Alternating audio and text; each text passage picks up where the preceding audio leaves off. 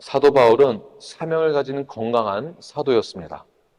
분명한 목표를 가지고 있었고 땅끝까지 복음을 전하고 제자를 삼는 영혼권을 하며 침례를 주고 가르쳐 지키게 하는 사역을 목표로 그의 삶을 드렸습니다. 그리고 그 목표를 이루기 위하여서 자신의 생명조차 귀하게 여기지 않았습니다. 그의 주변에는 예수님을 믿고 함께 사명을 감당할 제자들이 있었는데요. 주님의 마음을 품은 자들이 사도 바울을 서포트하였고 또한 지지하였습니다. 그리고 그의 사역을 위하여서 함께 기도로 후원하였습니다. 헌금함으로 사역에 동참하였습니다. 그리고 누가는 바울이 예루살렘으로 가는 여정을 오늘 본문에서 자세히 기록하고 있는 것을 볼 수가 있는데요. 1절부터 7절까지의 내용을 보게 되면 예루살렘으로 귀환하기까지의 그 여정을 아주 자세히 설명을 하고 있습니다. 왜 이렇게 누가는 사도 바울의 여정을 지명과 함께 자세히 설명하고 있는 것일까요? 밀레노에서 떠나 고스, 로도, 베니게, 구브로, 수리아, 두로, 돌레마이, 가이사랴 그리고 예루살렘까지 가게 되는 그 여정을 자세히 기록하고 있는 것을 보게 되면 누가가 사도행전 말씀을 통해서 우리에게 전해주고자 하는 뜻이 있지 않을까라는 생각을 해보게 됩니다. 밀레노에서 고스로 떠날 때 고스는 영어로는 코스라는 이름입니다. 코스. 이 고스는 항구 도시이자 섬입니다. 섬. BC 1500년 전에 사람들이 가장 많이 거주하던 곳이었는데요. 고대 시대 때에는 가장 아름다운 항구 중에 하나로 꼽히기도 하였고, 그리고 이 고스 지역에, 고스 섬에 유명한 의학자가 있는데 여러분 잘 아시는 히포크라테스입니다. 히포크라테스가 이 고스 출신이에요. 이 말은 고스에 유명한 의과 대학이 있었다는 것입니다. 이렇게 바울이 예루살렘으로 가기 위한 여정은 역사적인 사실이다라는 것을 증명해주고 있습니다. 사도행전을 기록한 누가는 바울의 여정을 기록할 때 사실에 입각하여서 기록을 했다라고 보는 것이죠. 성경은 신화가 아닙니다. 허구도 아닙니다. 성경이 신화가 아니기 때문에 수많은 사람을 변화시킬 수 있는 것입니다. 성경 속에서 진리를 발견하게 되고 또한 이 성경이 역사적 근거를 두고 있기 때문에 또한 진리이기 때문에 이 진리 말씀을 통해서 확고한 믿음을 갖게 됩니다. 그것이 바로 성경입니다. 이러한 사실이 우리가 믿는 성경 그리고 구원에 대한 확신을 더욱더 확고하게 해줍니다. 저 여러분에게 있어서 이 성경이 가장 중요하고 가치가 있으며 권위가 있으며 진리가 됨을 믿고 순종하시는 건강한 뉴라이프가 되기를 간절히 축원합니다. 우리 함께 4절 말씀을 읽겠습니다. 시작. 제자들을 찾아 거기서 이레를 머물더니 그 제자들이 성령의 감동으로 바울더러 예루살렘에 들어가지 말라 하더라. 4절 말씀만 자세히 보아도 배를 타고 두루에 도착하면서 이레를 머물게 되는데요. 이레란 한 주간을 뜻합니다. 한 주. 20장에서는 사도 바울이 예루살렘에 오순절 기간에 맞춰서 가기 위해 밀레노에서 하루빨리 떠나기 위하여 채비하는 것을 볼 수가 있었습니다. 그런데 두로에서 예루살렘으로 가기 위하여서는 더 빨리 움직여야 되는데 그런 노력에 비해 한 주간을 머물렀다라는 것은 사도 바울에게 있어서 또 다른 이 한 주간의 의미가 있지 않겠는가 하는 그러한 뉘앙스를 오늘 본문에서 주고 있죠. 왜 사도 바울은 한 주간 동안 머물렀을까요? 왜냐하면 두로에 주님의 제자들, 그러니까 예수 믿는 자들, 영접한 자들, 거듭난 자들이 있다라는 소문을 들었기 때문에 그렇습니다.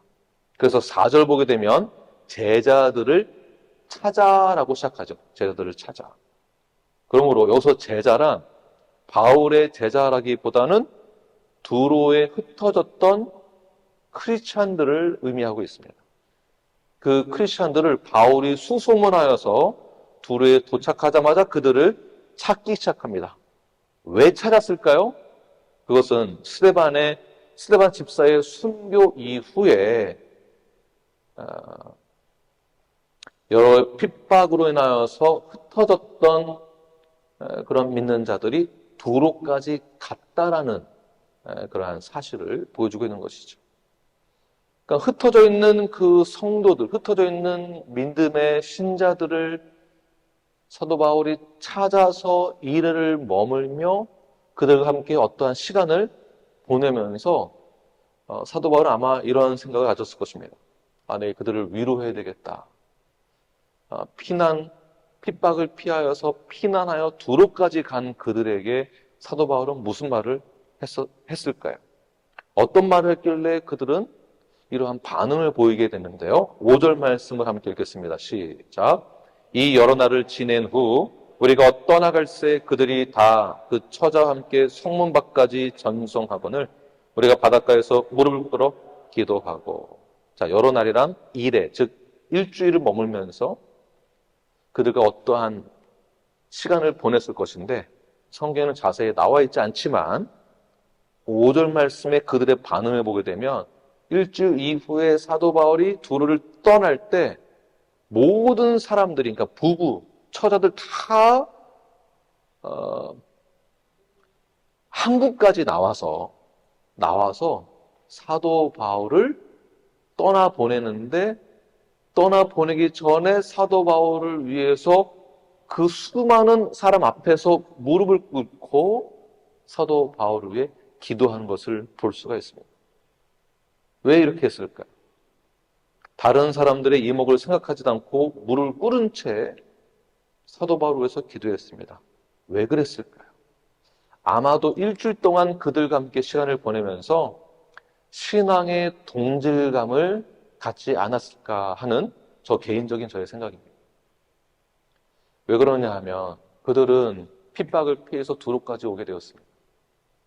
그들이 신앙생활을 하기 위해서는 결코 쉽지 않은 시간들을 보냈을 것입니다.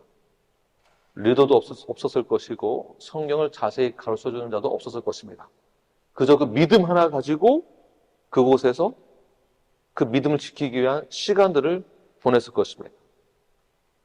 사도 바울이 그들을 만나서 나 역시 복음을 전하기 위하여 여행했던 그 과정들을, 그 여정들을 그 성도들과 함께 나누고 나도 그 신앙을 지키고 복음을 전하기 위해서 이렇게 하였노라고 그들을 격려하기도 하고 위로하기도 하면서 신앙의 동질감을 가졌을 것입니다.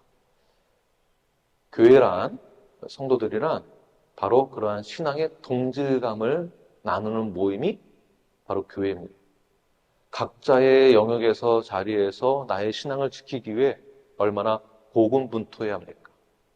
사업을 하면서, 직장 생활을 하면서, 공부를 하면서 각자의 영역에서 세상의 일을 하면서 신앙을 지킨다는 것은 결코 쉽지는 않습니다. 그러나 주일날 우리가 함께 모였을 때 우리는 서로 말씀을 듣고 교제함으로 서로에 대해서 알게 됩니다. 자매님은 한 주간 어떻게 보내셨어요? 그 자매님의 간증을 듣게 됩니다. 저는 한 주간 동안 이런저런 사건들이 있었어요. 그러나 말씀 가운데 이런 힘을 얻었고 그래서 오늘 주일 함께 예배하게 되었고 당신을 만나게 되었습니다. 당신은 어떻게 보내셨습니까? 네, 저도 결코 쉽지만 않았습니다. 여러 상처도 있고 아픔도 있었습니다. 그러나 형제님의 기도를 통해서 저도 힘을 얻게 되었습니다. 용기를 얻게 되었습니다. 말씀의 능력을 경험하게 되었습니다.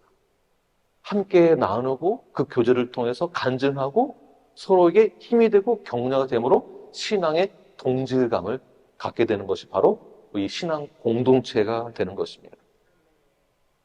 그들에게는 둘에 있었던 신자들, 그들에게는 어떠한 일들이 있었을까요?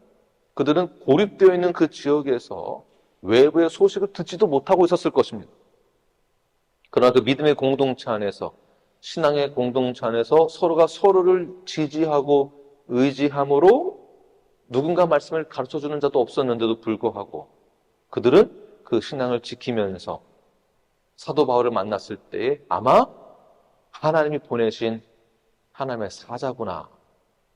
바울을 통해서 우리에게 위로를 해주고 바울을 통해서 다시 한번 격려를 받고 바울을 통해서 하나님의 역사하신가 살아계심을 다시 한번 경험하게 되는 놀라운 일들을 서로가 겪게 된 것입니다. 아마도 두로에 있는 제자들은 이러한 생각을 했을 것이에요. 아, 나만 힘들고 외롭게 이 믿음을 지키고 있었던 것이 아니구나. 사도 바울도 사도지만 그런 힘든 여정 가운데에서 믿음을 지켰구나. 하나님이 사도 바울을 통해서 우리에게 위로와 격려를 해주시는구나. 나와 같은 신앙을 갖고 있는 자를 만나게 되어짐으로 그들에게 큰 힘이 되었을 것입니다. 지난 3주 동안 우리는 세 분의 강사님을 모셔서 말씀 함께 나눴습니다. 세 분의 강사 목사님의 성격, 성향, 설교 스타일 전부 다 다르고 자라온 배경 전부 다 다릅니다. 나이대도 다르고. 그러나 강사 목사님이 오셔서 우리는 그 말씀을 통해 많은 위로와 격려를 받게 되었습니다. 서로 잘 알지 못하지만 말씀으로 하나가 되고 건강한 교회로 나아갈 수 있는 그러한 결단하게 되었습니다. 반대로 강사 목사님이 오셔서는 무엇을 깨달았을까요? 이 휴스턴에 있는 뉴라이프 교회가 어떻게 신앙생활을 하고 있는지, 어떠한 사역을 하고 있는지 직접 눈으로 보고 경험했을 것입니다. 강사 목사님들은 나만 내 목회지에서 이렇게 목회하는 게 아니구나. 휴스턴에서도 뉴라이프 교회가 이렇게 목회하고 있구나. 성도들이 이렇게 신앙생활을 하고 있구나. 성경적인 신앙의 뿌리를 내리는 모습들을 통하여서 강사 목사님도 도전을 받았을 것입니다. 위로를 받았을 것입니다. 그러므로 이렇게 우리가 서로 각자의 자리에서 신앙의 근본을 지키며 사명을 가지고 나아갈 때 서로가 서로에게 위로가 되고 격려가 되는 것입니다. 그러면 우리는 맡겨진 그 자리를 잘 지키고 서로가 서로에게 큰 위로와 힘이 되는 뉴라이프가 되기를 간절히 축원합니다. 이제 바울은 두로를 떠나서 돌레마이를 거쳐 가이사랴에 이르게 되는데요. 8절 말씀을 함께 읽겠습니다. 시작. 이튿날 떠나 가이사랴에 이르러 7 집사 중 하나인 전도자 빌립의 집에 들어가서 머무느니라. 가이사랴에서 7 집사 중 한 사람 빌립을 만나게 됩니다. 예수님의 제자 사도 빌립과는 다른 인물입니다. 7 집사 중에 한 사람이었다는 것을 기억하십시오. 사도 바울과 다시 만난다라는 것은 상상도 하지 못하는 일입니다. 왜 그럴까요? 사도 바울은 누구를 핍박했습니까? 믿는 자들 핍박했고 그때 핍박을 받았던 자도 집사 중, 7 집사 중 한 사람 빌립일 가능성이 상당히 높습니다. 빌립 입장에서는 사도 바울은 원수입니다. 또 사도 바울이 빌립에게 찾아가서 함께 교제하기 위해 만난다는 것은 사도 바울도 낯짝이 두꺼워야 됩니다.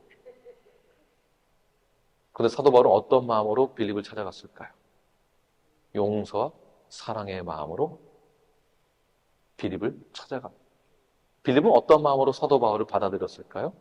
마찬가지로 용서와 사랑으로 사도 바울을 맞이하게 됩니다. 그렇게 바울은 빌립의 집에 머물면서 지난 있었던 일들을 또 쭉 얘기를 했겠죠.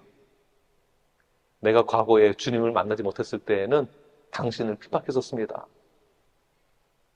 스데반 집사의 죽음도 믿는 자들의 그러한 핍박도 다 사도 바울의 말 한마디, 아픔과 슬픔을 겪게 했던 빌립의 입장에서는 그 당시에 도무지 이해할 수 없었지만 지금은 동일한 하나님의 자녀로서 서로 만나게 되어짐으로 서로 용서와 사랑으로 하나가 되고 지난 있었던 시간 속에서 내가 만난 하나님, 내가 만난 예수님을 나누는 것을 계속 나누게 됩니다.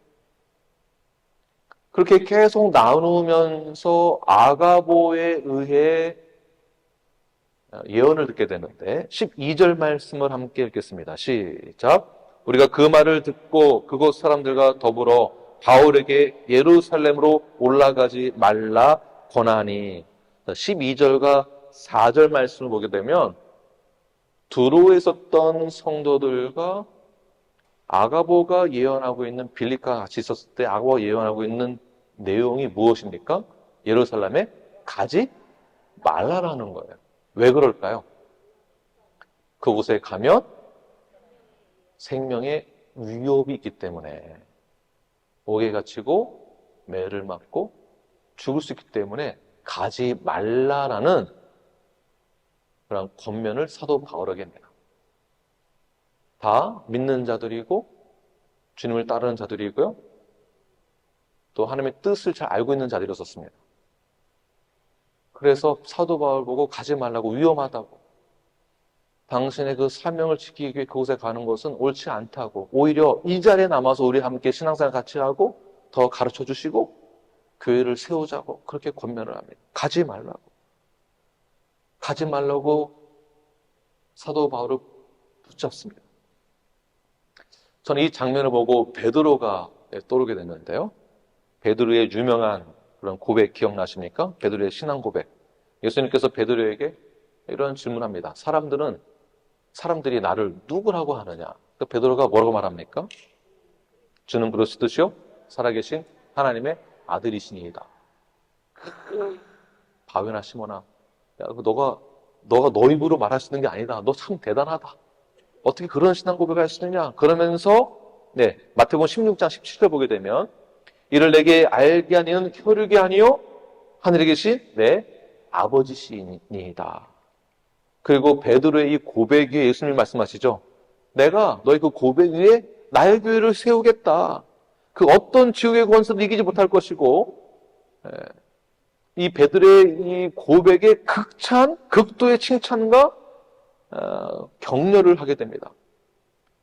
이 정도의 칭찬을 받은 베드로가 이런 신앙 고백은 진짜 대단한 신앙 고백이죠. 이 베드로가 얼마나 의기양양했겠습니까? 예수님의 칭찬을 받으니. 이 베드로의 신앙 고백의 수준은 보통 수준이 아닌 것입니다.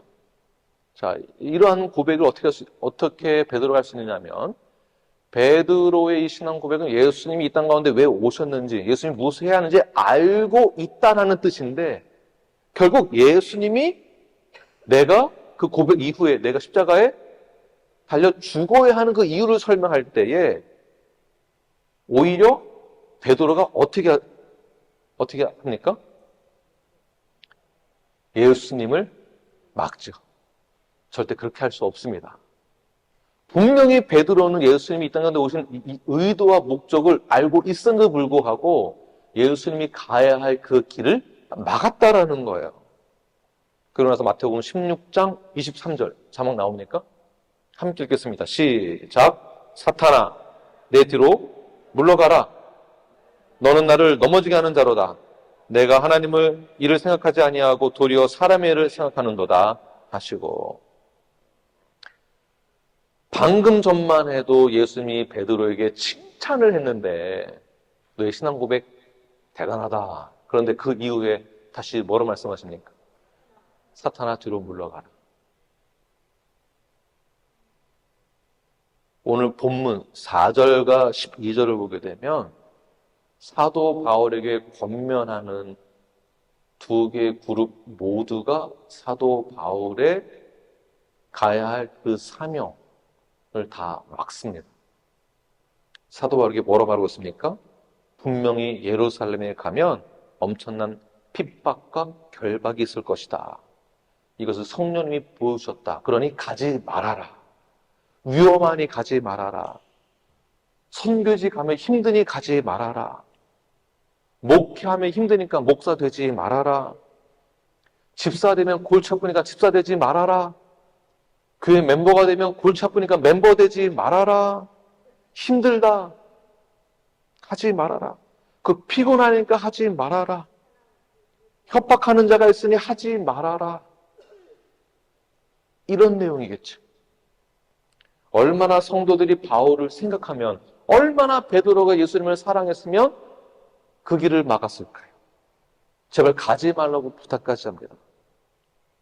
바울을 맞이한 사람들이 예루살렘으로 가는 것을 만류하는 것은 꼭 성령의 모순처럼 보입니다. 근데 문맥을 자세히 보시게 되면 바울이 예루살렘으로 가지 말라고 하는 성령의 그 감동이 아니라 성령의 감동은 무엇입니까? 동일한 성령의 감동, 4절과 12절의 동일한 성령의 감동은 예루살렘으로 가지 말라가 아니라 예루살렘에 가면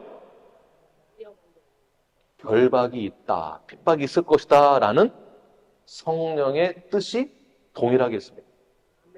그러니까 가지 말라가 성령의 뜻이 아니라 거기 가면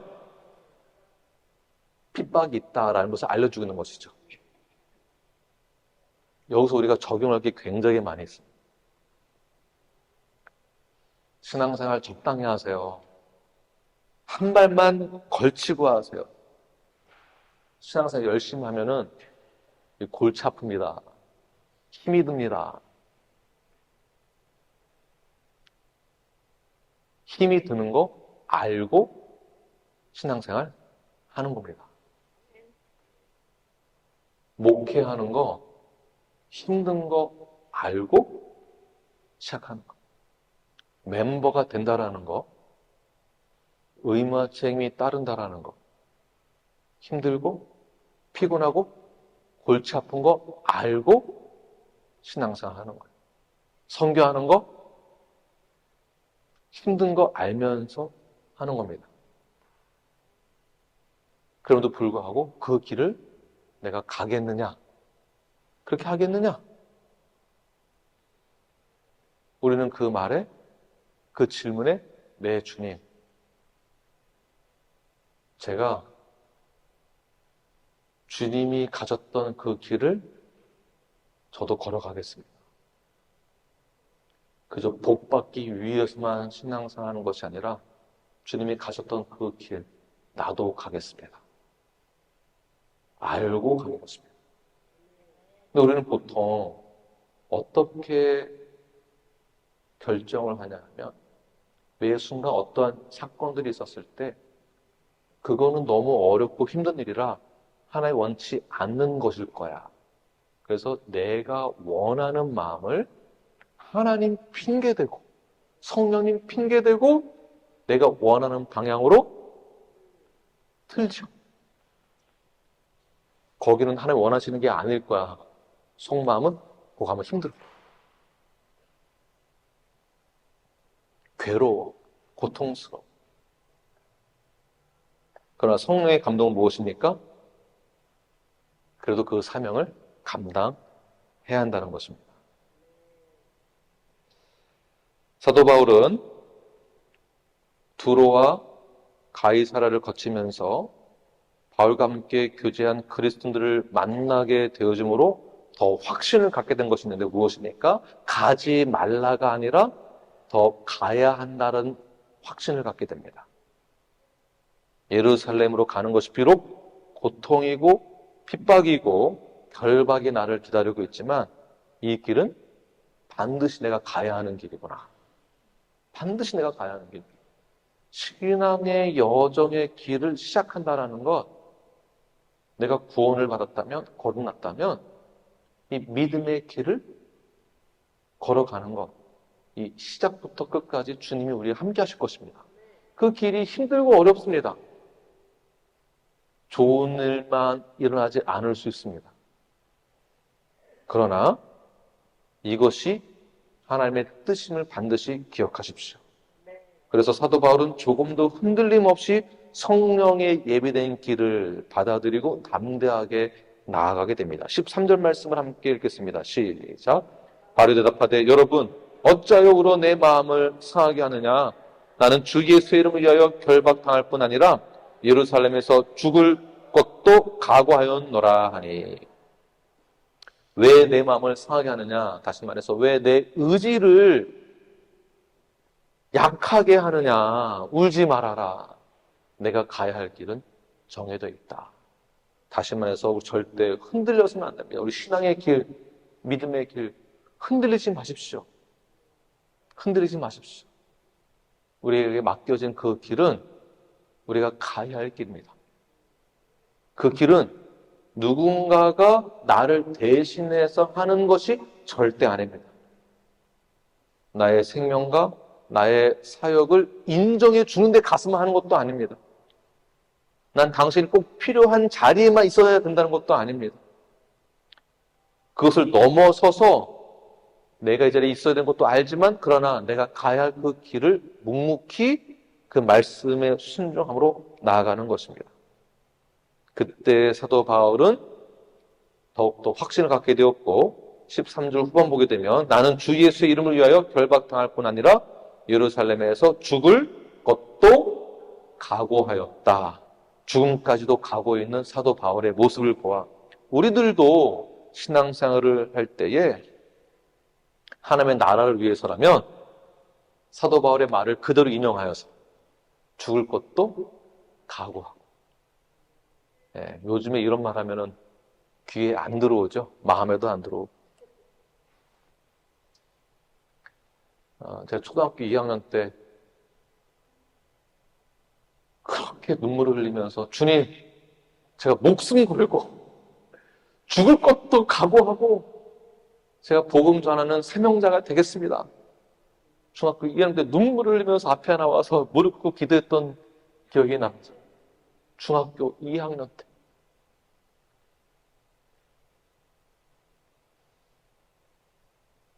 여러분, 죽을 것도 각오한다라고 해서 꼭 어디 선교지 꼭 거기만 가야 한다는 것을 말하는 게 아닙니다.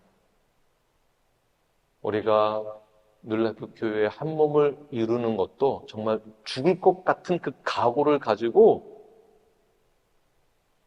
최선을 다해서 교회에서 한 몸을 이루어 나가는 것입니다.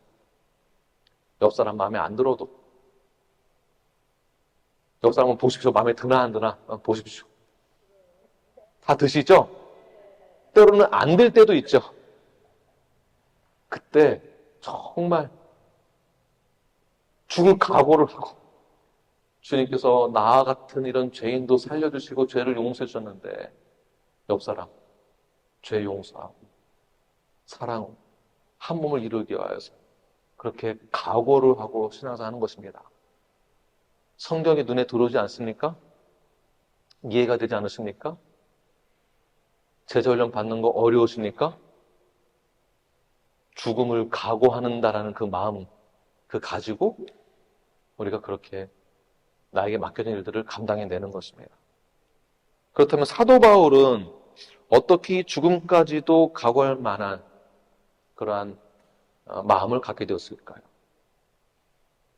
죽을 것을 알고 있음에도 불구하고 그 사명을 감당하고자 하는 그 이유는 무엇일까요? 14절 말씀을 함께 읽겠습니다. 시작. 그가 권함을 받지 않냐므로 우리가 주의 뜻대로 이루어지이다 하고 그쳤노라.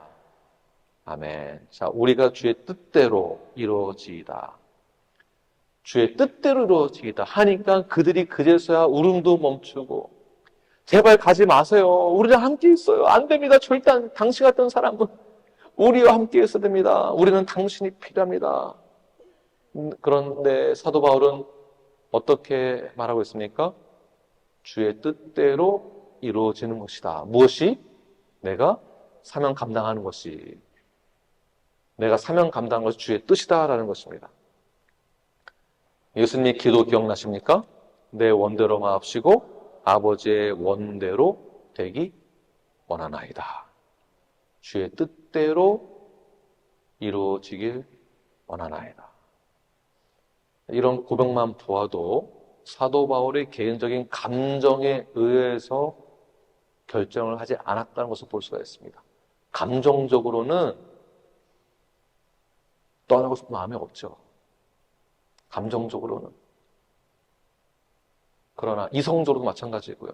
논리적으로도 굳이 죽으러 갈 필요가 뭐가 있겠습니까? 논리적으로 이성적으로 보게 되면 뭐가 더 효과적인가? 죽으러 가지 않고 여기 남아서 복음 전하고 교회를 세우는 것이 더 효과적이거든요. 합리화시켜서 얼마든지 설득할 수 있습니다. 그러나 주의 뜻이 무엇이라고요? 사도 바울이 그 사명 감당함. 우리 교회에서 저희 역할, 여러분들 역할이 다 주어져 있습니다. 합리화시켜서 또는 이성적으로 뭐가 더 편안한지, 뭐가 더 이익이 되는지 합리화시켜서 다 할 수 있습니다. 그러나 내 사고방식과 내 기준과 나의 세계관이 먼저가 아니라 무엇이 먼저라고요? 주님의 뜻, 주의 뜻. 주의 뜻이 먼저라는 것. 주의 뜻이 하늘에서 이루어진 것처럼 땅에서도 이루어지는 것. 그 주의 뜻이 이루어지는 것을 우리 모두가 함께 보기를 원합니다. 하나님은, 주님은 그 주의 뜻이 우리를 통해서 이루어지는 것을 보기 원하십니다. 이것이 먼저입니다. 이 모든 것은 다 하나님의 원대로 되기 원하는 것이 저와 여러분의 고백이 되기를 바랍니다. 지금까지 사도 바울은 3차 전도 여행까지 핍박과 여러 차례의 결박이 있었습니다. 그런데도 그는 그 자리를 피하지 않았습니다. 도망칠 수도 있었고 피난처를 찾아서 도피할 수도 있었습니다. 고난받지 않는 자리에 갈 수도 있었습니다. 그러나 그는 그 자리를 피하지 않았습니다. 사명을 감당했다는 것이에요. 여러분 각자에게 한번 적용해 보십시오. 나는 무엇을 위해서 신앙생활하고 있는가? 나는 무엇을 위해서 멤버가 되었는가? 나를 위함인가? 아니면 주의 뜻을 이루려 함인가? 사도 바울은 그 고난을 감당하면서도 그에게 주어진 역할을 감당했습니다. 예루살렘에 가는 것까지 결정하였습니다. 왜 그렇습니까? 주의 뜻이 이루어지기를 원했기 때문입니다. 주의 뜻이 이루어진다라는 확신과 소명이 있었기 때문입니다. 예수님 역시 그 십자가를 지심은 자신의 뜻이 아니라 하나님의 뜻이었기 때문에 그 뜻에 순종했다는 것을 꼭 기억하십시오. 예수님 역시 그 말씀에 순종하였습니다. 인간적인 더 나은 결정을 우리가 할 수도 있습니다. 그러한 지식도 있고 그러한 경험도 있습니다. 그러나 누구보다 더 안전한 시나리오를 찾아가는 것이 아니라 그 길이 비록 힘들고 어려운 길이지만 주님의 뜻을 이루고자 하는 이것이 가장 먼저 실천되어지는 건강한 눈앞의 성도가 되기를 간절히 축원합니다. 아멘. 기도하겠습니다.